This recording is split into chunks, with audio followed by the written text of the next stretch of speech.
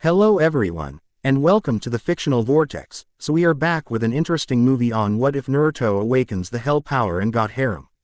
But before we start, I just want to remind you to please subscribe to my channel and hit the like button if you enjoy my content. Let's start the story. Konoha, the village hidden in the leaves, one of the strongest and well-known villages there is in this hidden land of this world. One boy, one ninja will change the fate of these lands forever. His name is Naruto Uzumaki, the number one knucklehead of Konoha. Naruto Uzumaki has been through a lot. He fought many battles that had made him strong and powerful and very well known in Konoha and many other villages. During the effect of the Chunin exams event, LSO well as being the student of the great and powerful Toad Sage Jiraiya. Today Naruto's fate is about to change. Today was December 24, 3 months after the Sasuke rescue's plan was a failure. Naruto would leave with his master Jiraiya on New Year. Naruto's friends were doing their best to cheer Naruto up and make feel a lot better about leaving the village to become stronger as Naruto became worried of what would happen to his village without him. Naruto's apartment. Naruto woke up that morning already. He turned to see it was 10 o'clock. Naruto got up from his bed and got dressed that day. Naruto left his apartment to join his team at the training ground. Training ground. Hey Kakashi-sensei, are you going to the party later today? Naruto asked Kakashi. Kakashi sighed. A little bit. Well, I was hoping to catch up on my reading. Sakura sighed. Kakashi-sensei, you need to stop reading that book. This will be Naruto's last time here in the village before he goes. At least show you care about Naruto leaving. I'm sorry, don't worry, I'll be there, don't worry. Kakashi patted Naruto on the head. Thanks Kakashi-sensei, that means a lot to me. Naruto smiled. Well, there's no mission for us today. I'll see you two around. Kakashi poofed away in smoke while Sakura shook her head. I'll tell ya, he's more into that book than anything but even his own life. Naruto laughed. Yee. Take that away, and Kakashi got nightmares. Sakura giggled at the idea of the thought. Maybe you should do that, Naruto, you always do play ticks on everyone. Well, I don't know, Sakura-chan. I got to get serious and become more mature so I can bring Sasuke back. Sakura frowned when Naruto spoke of Sasuke's name, which case guilt to Sakura. However, Sakura put on a mask and say, don't be late, Naruto. For the party it's start 8 o'clock tonight. I know, Sakura-chan, I won't be late. Naruto grinned at Sakura. With that said and done, Sakura left the training ground and Naruto was alone. Later that afternoon, Naruto's apartment. Naruto found a present at his door. Naruto grabbed the large wrap gift box from Sakura. He said right there and then. Naruto smiled. Wow, Sakura-chan left me an early gift. Naruto quickly entered his apartment room, putting the box on the ground on his bed. Naruto ripped open the box and had a surprised look on his face, a sweater. Naruto picked up the Christmas color sweater, red and green color sweater it was. There was a note from Sakura. Dear Naruto, I made this sweater for you. I think it will suit you much better than bright orange jumpsuit of yours from Sakura. Naruto then sweat drop. Well, might as well wear, see if it fit me. Sakura-chan made this sweater for me, might as well wear and not disappoint her. Naruto changed his clothes and switched to his Christmas party outfit. Wearing the sweater Sakura made for him, Naruto wore a pair of black pants to match his outfit. Then suddenly Naruto remembered a promise he made today. In a rush, Naruto head off to Konoha's garden. Konoha's garden, a special part of Konoha where they grow their flowers, fruits and others. Mainly here is where Ino's family grows their flowers. And Naruto had a very good hobby of taking care and growing a garden. There Ms. Yamanaka, Ino's mother, was waiting for Naruto to show up to cut down a few leaves here and there. Naruto bowed his head to Ino's mother. I'm sorry, Ms. Yamanaka. Shiji. Avenue. Naruto a normal brown color hat to keep the sun out of Naruto's eyes. But first Naruto went to the tool storage to get his glove claw, which Naruto used to cut down any wild growing brushes. Naruto summoned 4 of his shadow clones to get the job done while the real Naruto was doing the brushes. As the clones didn't have a glove claw on their right hand, Naruto was very arty with the brushes, times cutting them into anything on his mind. The clones picked the ready fruits for the party. Once that was done, Ms. Yamanaka told Naruto he can leave and get some sleep after he was done with the brushes. Back at Naruto's apartment, Naruto returned to his apartment only to be stopped his landlord of the apartment who Naruto paid his bills to. It was 6 o'clock, only 2 hours away until the part. Why, so Naruto listened what his landlord wanted. Hey brat, I want you to fix something for me. The landlord said. What is it you want me to fix? I'm not a handyman, he said to his landlord. Don't get smart with me kid, you fix something for me before. The landlord said. Okay, what need fixing? The boiler need fixing, there a leak. He told Naruto. You fix it before you now go. The landlord handed Naruto some tools that were needed for fixing the boiler down below.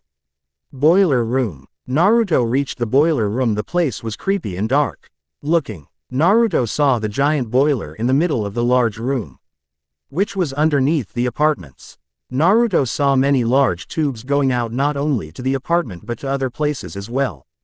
Naruto saw there was a small leak, not a big deal. Naruto fixed the small leak by closing the leak with super glue and tape. Naruto wasn't a handyman as he said, but fixing things on his own field was. Another thing, done. That didn't take long now to get some sleep before the party. But suddenly there was a voice. Sorry Uzumaki, but you'll be dead before it even starts.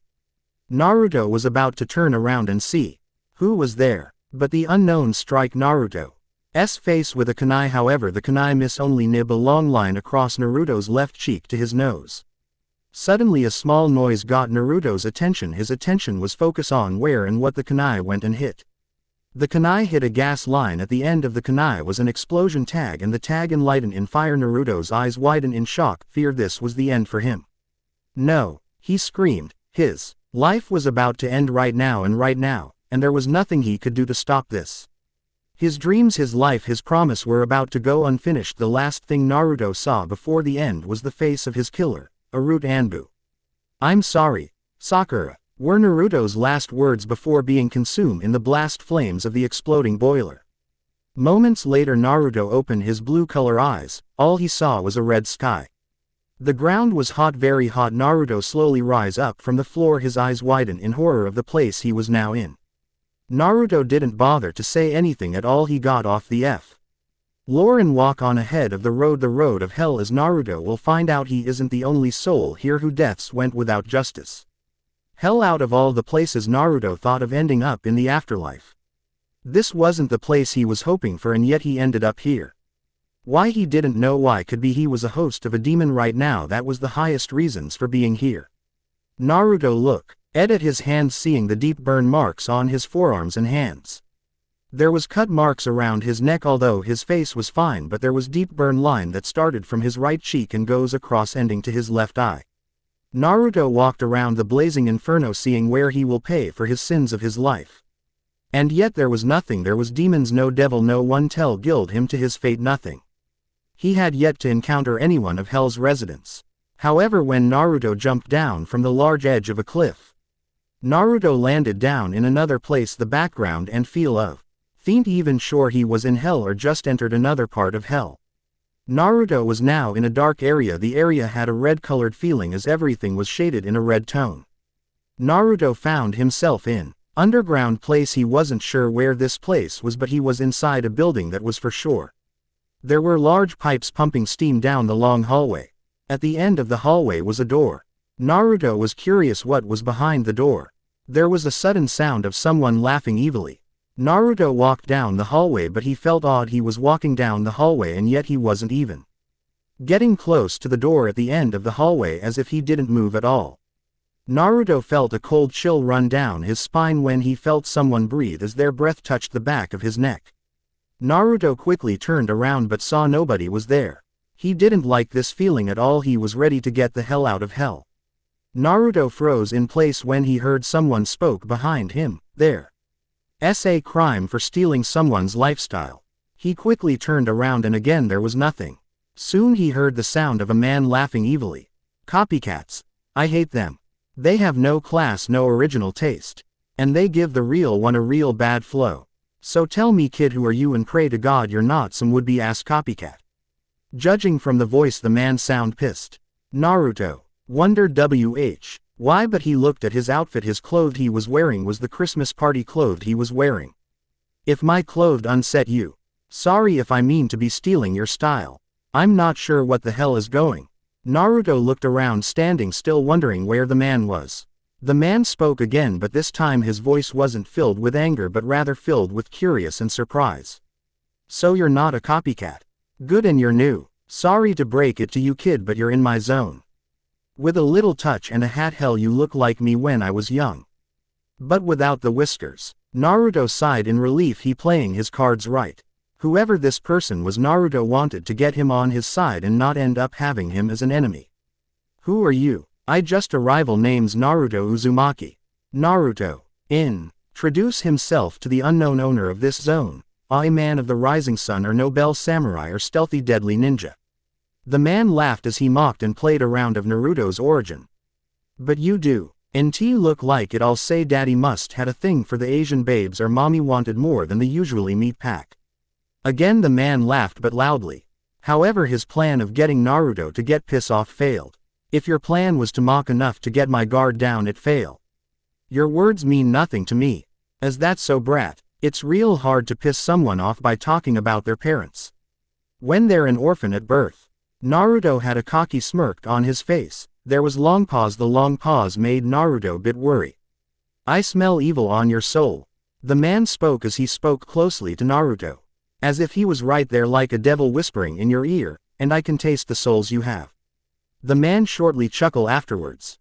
Naruto wanted to end this game of hide and seek. Where are you? Why don't you come and face me? Man to man. The man made a tisk tisk tisk noise. Where the fun in that? It's been a while since I have company, and well, hell has bored me. My powers have weakened since why stay, and you're full of energy, so full of souls. What are you suggesting? We make a deal. You're new. They hadn't found you yet. Who were they? Naruto wondered, and if they were able to strip his man of his powers, what would they do him if they found him? If you help me get out of here, I can help you. Are you ready to make a deal with a demon? I have a demon seal inside my soul. What's your excuse? The man found Naruto to be somewhat entertaining. This kid a bright future as a killer. Naruto suddenly gasped as someone burst their right arm into his back. At their arm burst out. Naruto gh up large amount of blood from his mouth. The unknown person ripped their right arm out of Naruto as Naruto dropped down to his knees and clashed down on the floor. Naruto couldn't move at all. Naruto saw someone walking toward him, seeing a pair of black shoes. Naruto looked up slowly, seeing black pants and the same type Christmas sweater he was wearing. Wearing a brown hat, armed with a glove with blades on the fingertips. The man's eyes were blue eyes. The man's face was horrible. His face was burned. Naruto could see it all over, which wonder what his origin was. The man knee down on his right leg. The man tipped his head upward for Naruto to get a better look at his burned face. The man held in his right hand a glowing red ball of energy. Ah, beautiful, isn't it? It's not your soul, but it's yours, Victi. Ms. Souls, it's what give you your special gifts. What do you want? Naruto spoke weakly. The man explains to Naruto what he wanted from him. Like you, I have a special thing I keep my souls in. They took it from me, and here's the deal, kid. If you help me get it back, I'll help you live again. You can go your girlfriend, mother, or whoever you hold dear in your life. So what do you say, kid? Do we have a deal? If you don't, I'll just take this as my replacement of souls. Naruto laughed weakly. I don't have a choice. Fine, I'll help you get your souls back. The man held the red ball above Naruto's open wound, and within seconds Naruto took back his souls back as his wounds healed in seconds. Naruto slowly got off the floor. He turned to the man. Who are you? The man grinned. I am many things. I'm the man your mommy and daddy tell you in children's stories. I'm the man who under your bed. I'm the man who hides in your closet. Hey, I just ask who you are. I don't need to know your titles, jackass. The man chuckled. He loves toying around with others. Freddy Krueger, the Springwood slasher. Freddy introduced himself to Naruto. Once he knew who Freddy was, the background changed as the two were back in hell. However, somewhere on a floor down below from where Naruto jumped from. Where are your souls being kept? He asked Krueger. I know where it is, and it's how we're going to get it. We gonna need more help. Naruto wondering what kind of help Freddy was speaking of. Freddy chuckled as his smile grew into an evil grin. Yeah, we're gonna need muscle and I know just the right fellow. Freddy grabbed Naruto's right shoulder as the two suddenly disappear into the unknown. Freddy and Naruto reappear in a different area of hell. Naruto wasn't sure where he was, but Freddy knew where they were. The area they were now in was a cold place. The area was a giant lake. There was tree and cabins around them, but the lake was right in front of them. Keep your eyes open, kid, or else you'll lose your head. He doesn't company. Wondering who was the person Freddy was talking about, Naruto made a completed stop when he heard the sound of someone's footsteps were coming toward them. Out came from Lake was a man, but this wasn't just a man. He was a big guy about 6'2" in height, wearing a torn black-colored jacket, wearing a dark blue shirt underneath. Wearing a white-colored hockey mask, his eyes were brown-colored. Holding a machete in his right hand, his name was Jason Voorhees, and he and Freddy had history. Long time no see, mommy's boy. Freddy laughed. Jason glared at the dream demon he remembers so well, but however when he looked at Naruto, Jason tilted his head to the right side before tilting it back. He walked toward Freddy holding his machete tightly. Freddy was ready to take on Jason once more. However, Jason walked past Freddy as the masked killer had his full attention towards Naruto. Naruto looked up and had eye-to-eye contact with Jason. Naruto wasn't sure what was going on, but Sun was a freaky giant taller than Naruto. His height size made Naruto feel like he was a 2-year-old looking at a full-grown adult. Naruto and Jason didn't break eye contact. But when Freddy ran RDS Jason, while he believes kept him at bay. Jason surprised Freddy by grabbing him by the neck of his sweater and toss him into his lake.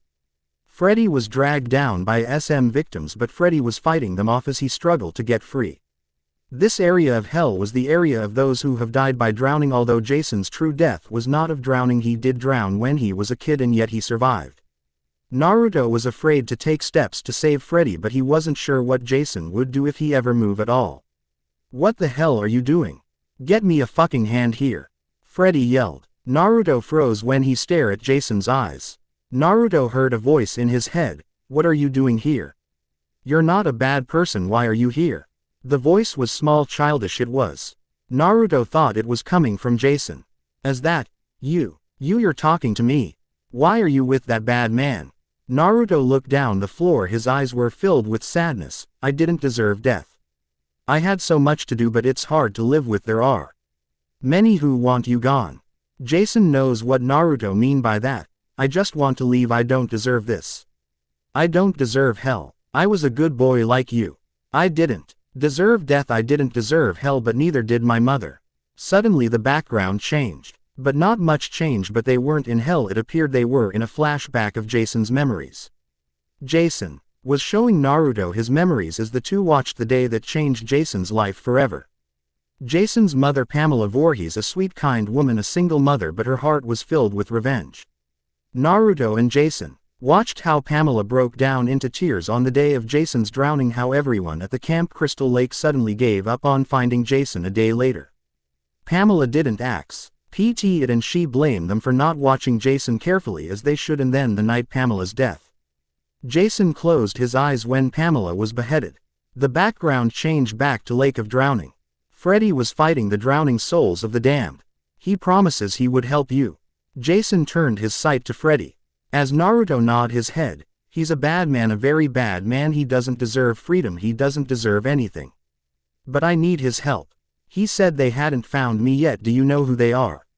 Turning his attention back to Naruto, Jason gave a big nod. I know who they are. They leave me. They didn't take anything from me. They said I'm different, I'm special. They me a spot on their side, but I refuse. Can you help me? You really don't seem like a bad person. Well, you may look like it, but I can see you're not. A small smile came across Naruto's face. There was something about Naruto's presence that made Jason feel normal. He didn't have the strong bloodlust need to kill, or the voice in his head telling him to kill. He hadn't felt his way ever since his mother's death. For someone who was in hell, he sure did had a warm presence of light around. Jason raises his left hand up, giving the sign as the drowning victims let go of Freddy. Freddy quickly swam out of the lake just in case as they changed their minds. Freddy was panting hard, out of breath. He leant over trying to catch his breath. Freddy looked up to see Jason staring down at him. Attack me again, I'll throw you right back and let them have you. Freddy answered Jason warning by giving him the middle finger. F you guys are done with your issue, let's get out of here. Naruto saw how Jason didn't really like Freddy and his ruin personally. If we're gonna get out of here, I'll have to keep an eye on the two. The last thing I need is having them go at one another's throats. I wonder who they are.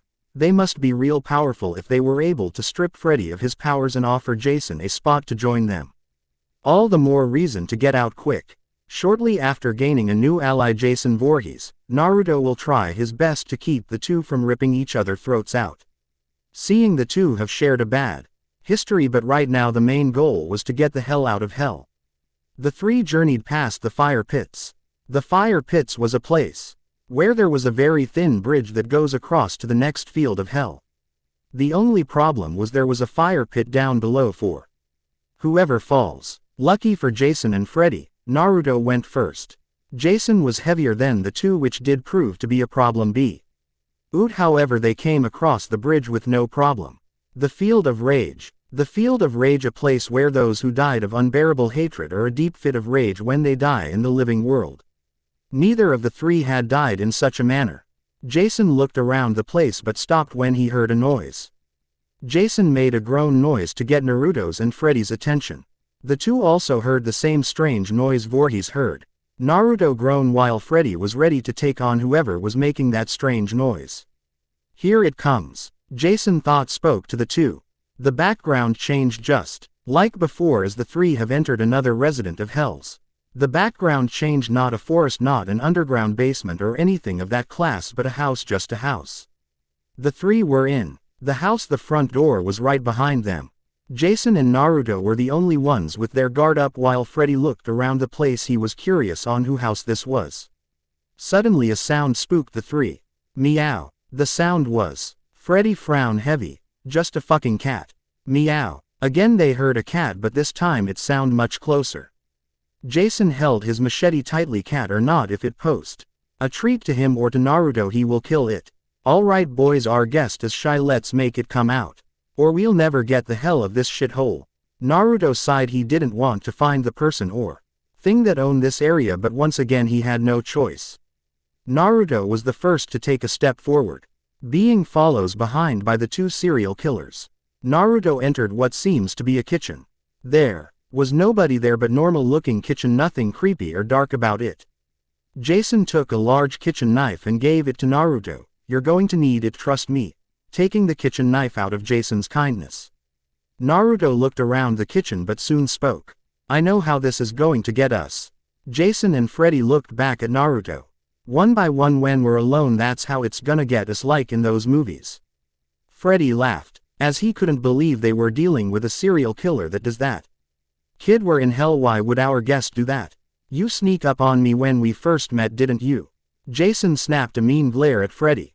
While Freddy left the kitchen quickly, Jason shook his head as he turned his attention back to Naruto.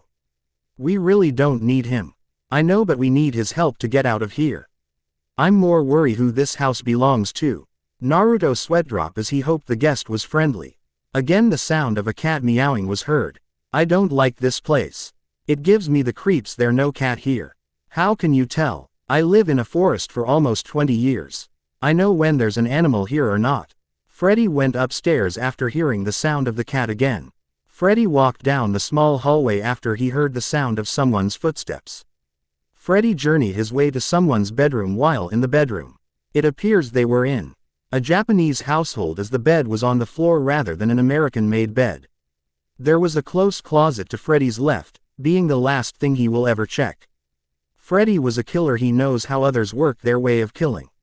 Seeing there was nothing left in the bedroom, Freddy was about to leave the bedroom until he heard a noise from above him. Freddy sighed. Give me a fucking break. Freddy heard Naruto and Jason walked up the stairs just as Freddy opened the close closet. When Freddy opened the close closet, out came a body. The body was a young Japanese woman with long black raven-colored hair. She was covered in blood. She was bound and tied inside what appears to be a bed bag. The woman appears to be dead. Her eyes were wide and open, staring at Freddy. Freddy nothing but wrath and endless rage within them. Her rage stare didn't faze the dream demon. Freddy loved fear and hatred. It was one of the few things that gave H-Dream World. As Jason and Naruto entered the bedroom, the two saw the dead woman on the ground. When Naruto saw the dead woman, Naruto paused. He felt his body froze up with fear.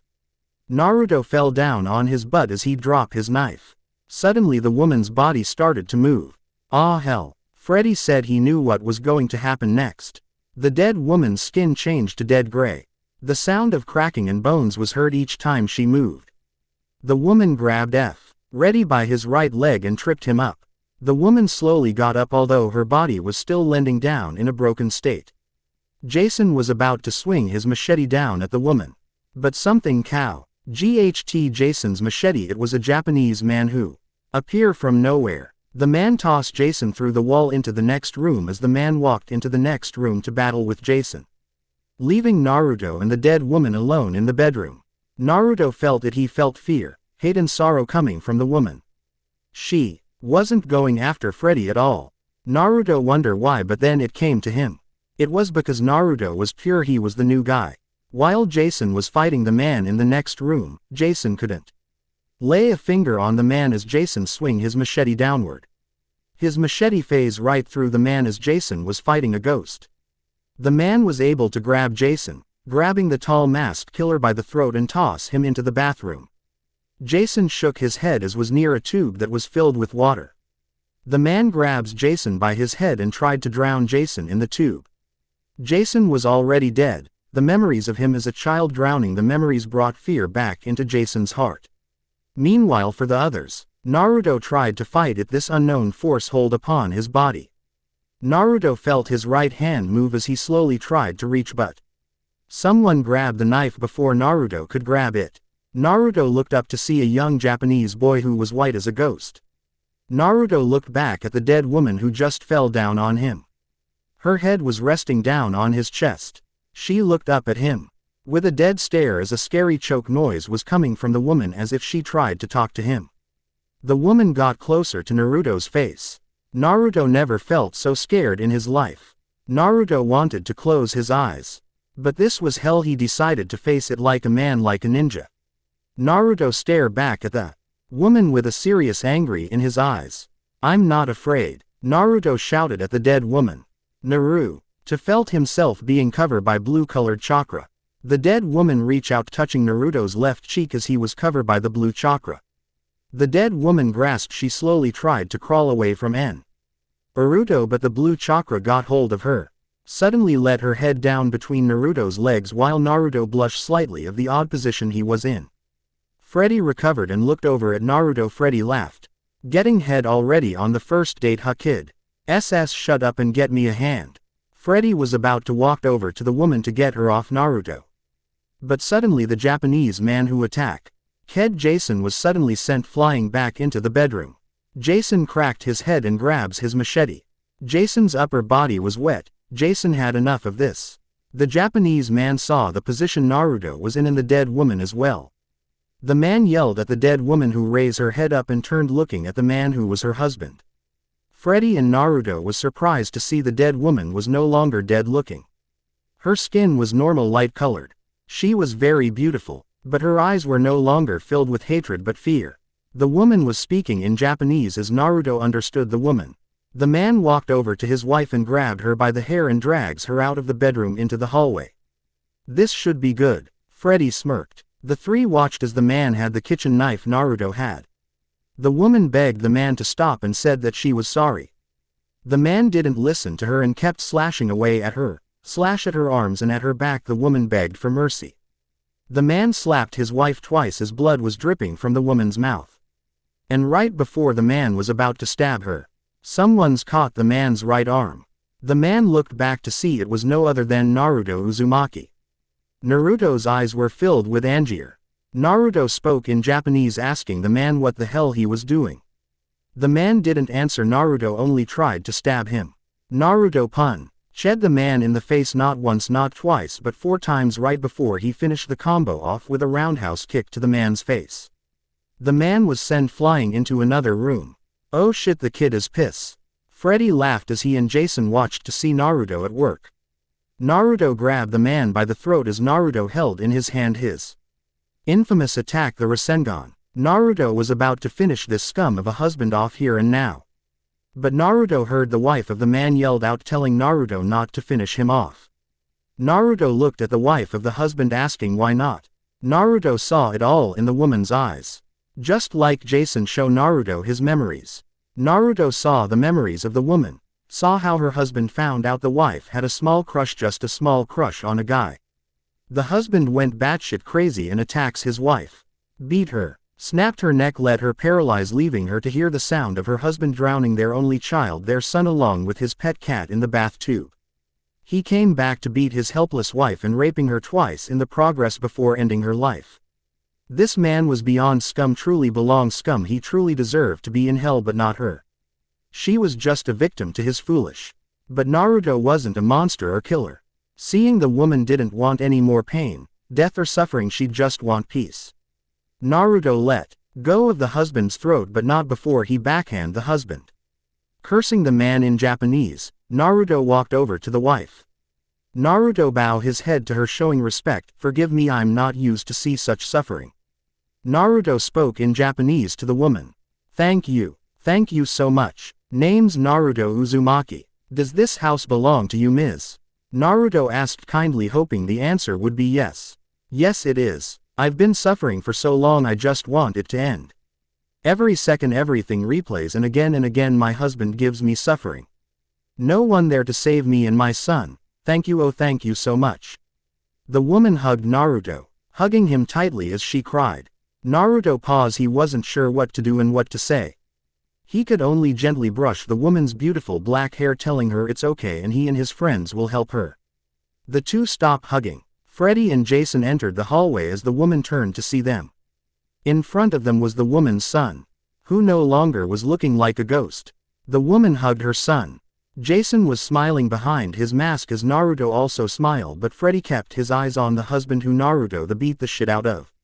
The woman introduced herself and her son to the three men. I'm Kayako Saki and this is my son Toshio Saki. Toshio gave the three a friendly wave at the three. Jason stood in front of everyone as Kayako's husband Takeo Saki came out of the bathroom. With an angry stare in his eyes while seeing his wife surrounded by three men. Takeo called Kayako a whore in Japanese. Takeo ran towards everyone just to get to his wife Kayako.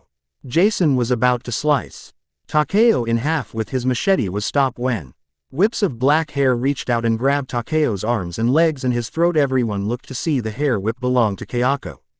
Kayako no longer kept alive, she was now looking like her undead self again.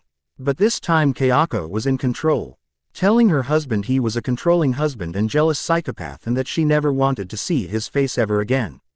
Kayako torn her husband apart. Once torn into piece, Kayako felt her endless rage disappear from her heart as the house slowly faded away, returning the background to what appears to be a cave in front of everyone.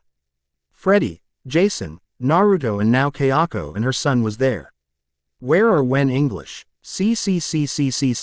Kayako couldn't get her words right because her neck was still broken. Jason grabs Kayako by the neck and snapped it back in place. Cave of Guilt. Kayako spoke the name of the cave in English. You speak English? Freddy looked confused for a moment. Kayako nodded her head. The guy the first had a small crush on was Toshio's English teacher. Seeing she was speaking in English perfectly was easy for everyone to understand one another with ease. Who are your friends, Naruto-kun? Kayako asked. This is Freddy, he's a dream demon, and this is Jason Voorhees, he's. Naruto paused for a moment as he stared at Jason. He's my friend. They want to help me so they can get out of hell.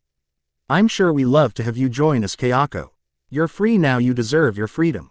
Okay, we're done with the kind-hearted love shit. Can we move on? Freddy went on ahead of the team. We now got Mommy Boy, Ninja Blondie and now a MILF and her son. Great, whoever will join us. Kayako and her son sweat dropped together while Jason slapped the back of Freddy's for his rudeness toward the new members of the team. What the hell was that for? Don't mind Freddy, Kayako. Come on, we can't stay around and go nothing.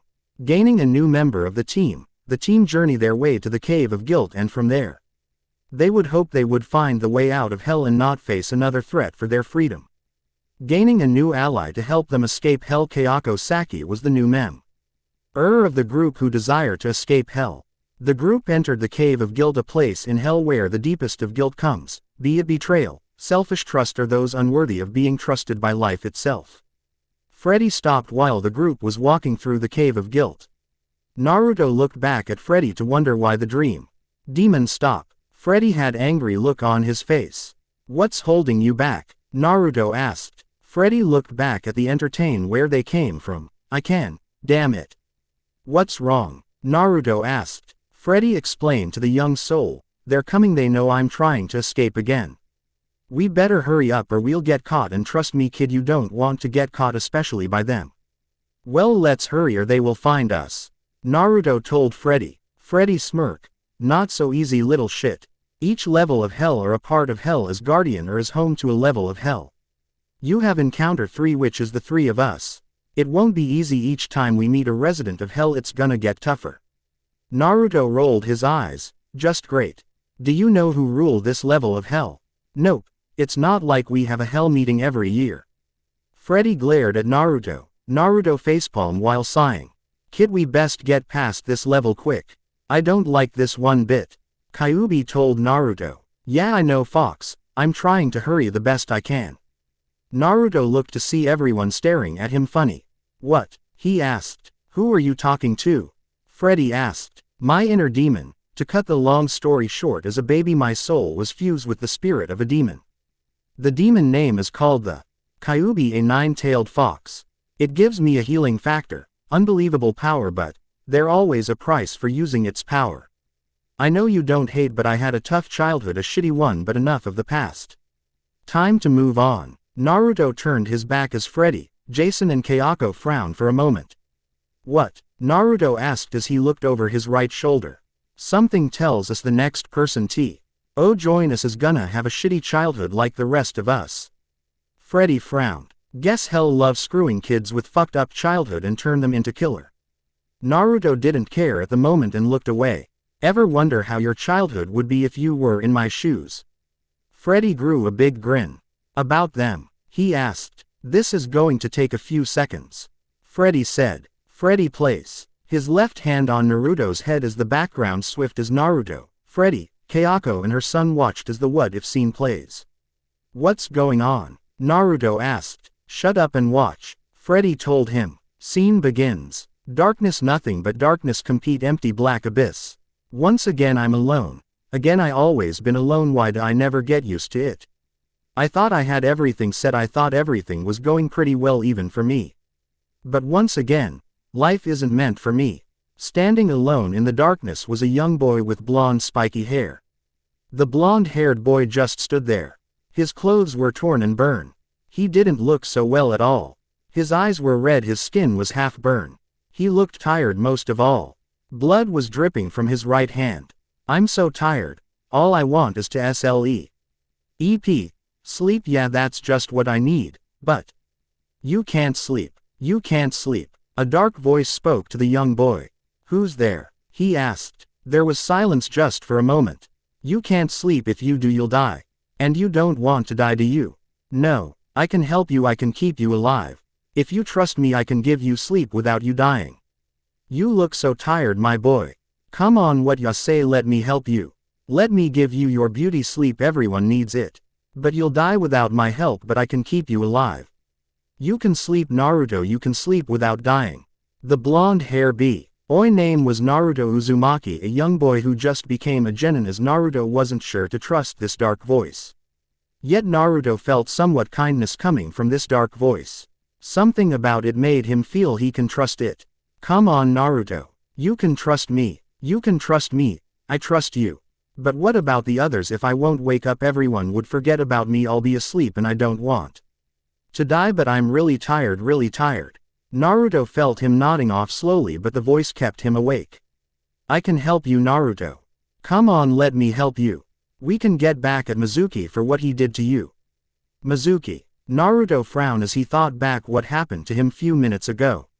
Flashback. Naruto went on to take the genin exams. He tried his best, and failed for the 3rd time. His hope and dreams becoming Hokage was far From a long shot he wish for everyone to respect him, he wish everyone would be nice to him, become his friends, or even adopted him into a family. But that was just a fool dreams, for now. Naruto, you can do, I believe in you. Mizuki told him as this brought hope to the young ninja. But how can I surpass the genin test? I can't even make a real shadow clone. Naruto sighed. There's a way you can do, I can tell you. Naruto wanna know a way. Mizuki said, this draw Naruto's attention as the young boy turned looking at the short silver-haired Junin. Later that night, Lord Hokage Naruto, he has stolen the secret scrolls. Mizuki informed Sarutobi. What? That can't be. Sarutobi was surprised to hear this. Sarutobi had sent out numbness ninjas out there to find Naruto and the hidden secret scrolls of Konoha. The hidden forest. So that's how you summon shadow clone the right way. A little tricky, but I think I can do it. Oh, what this unlock lock seals, what does that mean? Well, better it out. Naruto did 5-hand seal, however. Naruto wasn't able to finish the last hand seal after hearing voices. You think can protect him, but you can't, Iruka. Mizuki told him. Naruto is a ninja of Konoha, there is no reason for him to use the scroll to harm anyone of the village. You know that Naruto is a sweet, kind kid. Iruka said while Mizuki laughed. Naruto peek Fr. Own behind a tree to see Iruka and Mizuki having a fight as the two started to battle one another for the sake of the village and Naruto. Ha! I see you know my plan to leave this weak village with the scroll in my hands. Naruto is nothing more than a scared child who's nothing, he's nothing without that strength within you, knows why everyone fears him. Mizuki, don't you know it forbidden? He yelled. Because that dumbass Naruto Uzumaki is the nine-tailed fox who nearly Konoha 12 years ago, how can you protect him? He is the nine-tailed fox that took away your family from you, your mother and father. Mizuki was right, of Irakash is a person. You're wrong. Naruto is a human being, he's not a monster, and I will protect him with my life. Then die then, Iruka. Mizuki came. Iruka stabbed him in the stomach with a kunai. No. Naruto cried as he showed himself to them, however it was too late. Mizuki stabbed Iruka in the stomach as Iruka was bleeding to death. Naruto, run. Iruka told him. Finally you show yourself, weak excuse for a ninja. Mizuki draw his kunai from Iruka's stomach and smiled at the young boy. This anger Naruto, seeing the one man who became his friend and was his teacher get hurt because of him, was enough to trigger something inside Naruto's mind. Naruto came rushing at Mizuki. Naruto was quick on his feet for Mizuki. Naruto drop-kicked Mizuki in the face, but Mizuki quickly got up and tossed dirt at Naruto's face, trying to blind the boy. Naruto rubbed his eyes trying to get the dirt out from his eyes. Mizuki thrust his kunai at Naruto. Naruto caught on and grab Mizuki kunai right before it strikes him. Naruto head-butted Mizuki, but Mizuki took out a second kunai and stabbed Naruto in the throat. Naruto spit up blood in Mizuki's face. Mizuki backhanded Naruto away from him. Naruto was holding his throat trying to stop the bleeding. Naruto feeling weak, he had to save Iruka, that's all that was on his mind. Mizuki walked over to Naruto and stomped his right foot down on Naruto's stomach. Mizuki grinned with delight, he and now was his big chance at ending Naruto's life here and now. Iruka watched in horror as he tried to help Naruto, but the bleeding kept him from helping Naruto. Iruka tossed a kunai at Mizuki, but Mizuki dodged it and was about to go ahead and finish Naruto off. Naruto didn't care if he was to die by blood lost, he was going to save Iruka and stop Mizuki.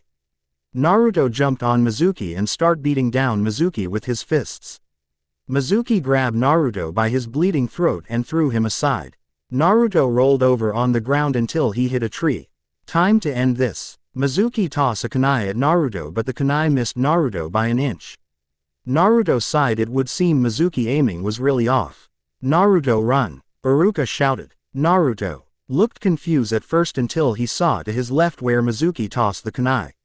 It wasn't just a kunai, it was a kunai with a fire tag on it. Naruto didn't move at all he did was just stared at the kunai as the tag light up. Naruto closed his eyes, he knew this was going to hurt a lot. Boom. Naruto. End of flashback. Naruto couldn't keep up now. He felt his eyes closing. Don't you want to make him pay for what he did?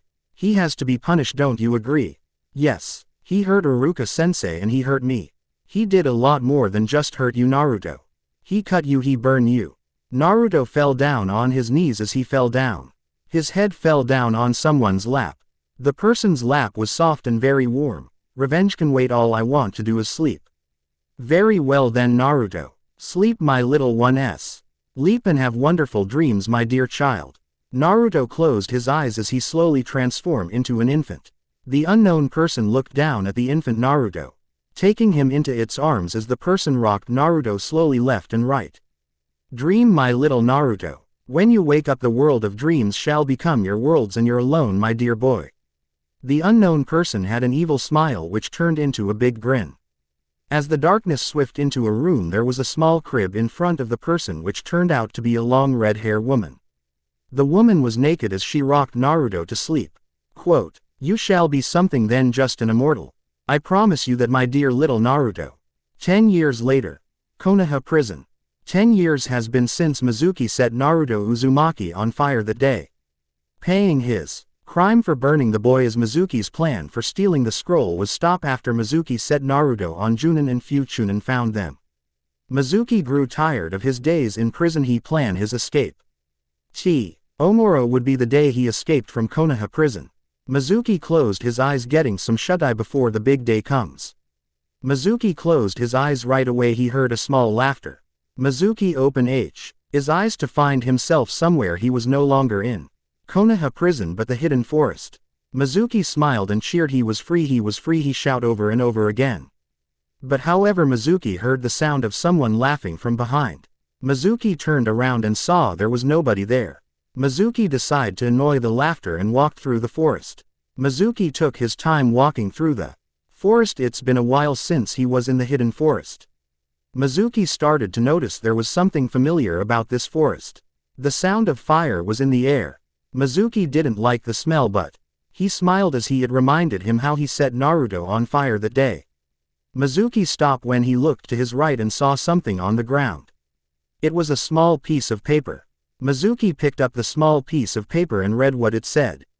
Mizuki dropped the piece of paper. What the hell? Remember me Mizuki-sensei. I didn't forget you. Is what the piece of paper was written on it. Mizuki grew little more worried what was going on here. Suddenly Mizuki heard someone quickly running behind him. Mizuki quickly looked back to see nothing. When Mizuki looked back, Mizuki got slapped in the face by someone. Mizuki fell on his butt after being slapped down by the unknown person. Mizuki's face was hurting. Blood was dripping down his face as he groaned in pain. 3 marks claws were implanted on his face. Mizuki was now down on his knees. What the hell was that? Soon Mizuki heard someone chuckle all around him. Mizuki felt fear running inside his heart. Mizuki got up and started to run away from whoever it was. Mizuki ran with everything he got. But sadly Mizuki found himself back at the very same place he found the note paper. Mizuki was out of breath. Where am I? What is this? My world. A voice spoke from behind Mizuki. The voice made Mizuki jump with fear. He knew who voice that was. He knew who was behind him. Mizuki slowly got up, standing on his 2 feet, standing still. How ya been Mizuki-sensei? How has it been? 4 years. No 5 years. No 10 years. Ah yes, 10 years since you burned me. I see you're enjoying your time in prison. The voice chuckled lightly. Who are you? Mizuki asked. Who am I? Oh please Mizuki-sensei, you know who I am. Don't play dumb with me. You remember me, you hadn't forgotten about me. Good, because I didn't forget about you either. You, remember me, tells me good news, and now it's time for me to return the favor. The voice chuckled evilly. Mizuki quickly turned around to punch the person in the face. The only thing Mizuki punched was nothing but air. Hey, I'm over here. The voice laughed behind Mizuki. Mizuki was now afraid, which made things from bad to worst. What do you want from me? I don't know Mizuki, tell me, do you know what it feels like to have almost every limb, every flesh of your body being set on fire? Do you answer me? The voice shouted at Mizuki. No I don't. I didn't fucking think so. Mizuki felt the person touched his right shoulder. Mizuki looked at the person's left hand. The left hand was burned, there wasn't much skin left, only bone and muscles that remain. The person's left hand also felt hot, very hot. The person patted Mizuki's right shoulder. After the third pat, Mizuki's right shoulder was set on fire. Mizuki screamed in pain as he tried to put out the fire. The unknown person watched Ed in delight of seeing Mizuki being set on fire. While in the real world, Mizuki was on fire. His right arm was now on fire. Mizuki's scream caught the attention of the guards as they opened the cell to get Mizuki out and put out the fire. Lucky for Mizuki, the fire was easily put on and he was rushed to the medic room. Back in the dream world, Mizuki was on the ground. His right arm was burned, not badly burned but still burned. Mizuki groaned in pain as the unknown person walked over to Mizuki. Mizuki looked up at the person as the person's eyes were crystal blue colored. He had a wide grin on his face. He wore a colored jacket. His right hand was claw-right with 4 long nails that looked like knives. The person leaned down to get a better look at Mizuki. Did that hurt, Mizuki-sensei? The person shortly laughs afterwards.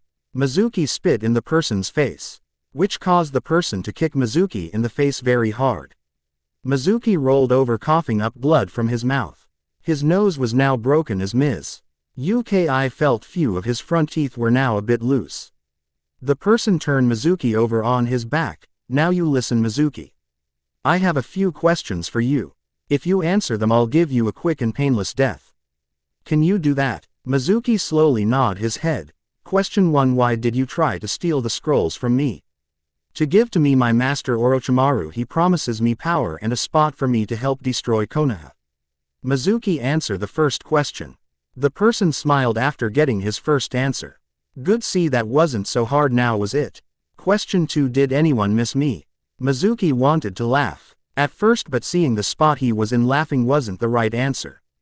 I don't know, maybe a few. I don't know, Iruka and the 3rd Hokage could be the few. Good, I have a people on my list to visit. You were on my number 1 list. Now my final question. Did you enjoy setting me on fire? Did it bother you to set a young child on fire? Mizuki knew this last question would decide the end. Mizuki laughed. At first he didn't care how he was going to die. Yes, I did enjoy it. I fucking love it. I wish I could do it again, you demon shit. Mizuki felt like he just mocked death right in the face. The purrs on grabbed Mizuki by the neck of his shirt as he was held up high in the air. Mizuki couldn't believe the strength of the demon before him. And they call me a demon? Mizuki screamed loudly. There was a long pause after Mizuki screamed his heart out.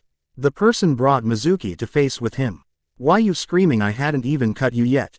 The person laughed evilly as Mizuki's eyes widened in fear. What do you want? I told you what you need to know.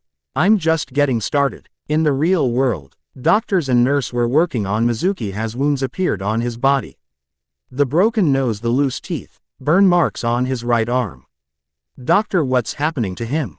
The nurse were shocked and horrific to see these wounds appearing quickly upon Mizuki's body. Mizuki let out a loud scream of agony. While screaming, Mizuki's stomach and chest bust open, covering the doctor and the nurses in blood as the medic room was covered in Mizuki's blood. Back in the dream world, Mizuki was being hung from the large thick-looking tree. His feet were tied together as he hanged upside down. The person walked up to Mizuki looking at the wound in Mizuki's chest as Mizuki was slowly dying. He was dead in the real world. How can you still be alive? Mizuki asked. Oh, I didn't die after you burned me, that's why I'm here. I came back to find the one who murdered me. You had a part in my death, Mizuki. It was nice to see you again, Mizuki. But I can't talk much after all you're dying. The person chuckled. The person before Mizuki, the one who was causing him and who just now killed him, was no other than Naruto Uzumaki, the boy who was set on fire that day the Kyuubi host.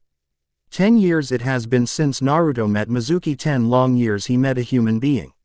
He died as a child. He grew up in the realm of dreams. Did you know after the heart stops beating the brain still functions for over 7 minutes? We have 6 more minutes to play. Hahaha. A sick grin appeared on Naruto's face of the thing he can do to Mizuki within 6 minutes. End of what if scene.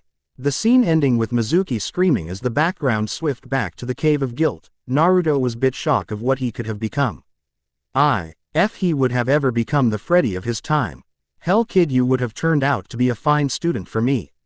Freddy laughed. But he's better off being himself and not one else, especially someone like you, Freddy. Jason's thoughts were. Freddy snapped a glare at the tall killer. Enough time, let get going. Before Naruto could say anything, a large hole opened up, taking Naruto, Kayako and her son. Naruto quickly grabbed onto the edge while Kayako and her son was holding on to Naruto's legs. Jason grabbed Naruto's right shoulder as Freddy helped Jason pull Naruto and Kayako and her son up, saving them from falling into the large hole. After saving their new allies, the hole that tried to consume them disappeared. Okay, what the hell was that? Naruto asked. It would the one who rulers this level doesn't seem to be enjoying our company. We better watch our ass the next one, we won't be so lucky. Freddy said. You sure do know a lot about the levels of hell. Naruto stared at Freddy. I've been to hell many times. And be carefully next time, we might not save your ass. Freddy warned him. Let's get going then. The end. I hope you enjoyed this episode. Remember to subscribe and like this video. See you in the next video.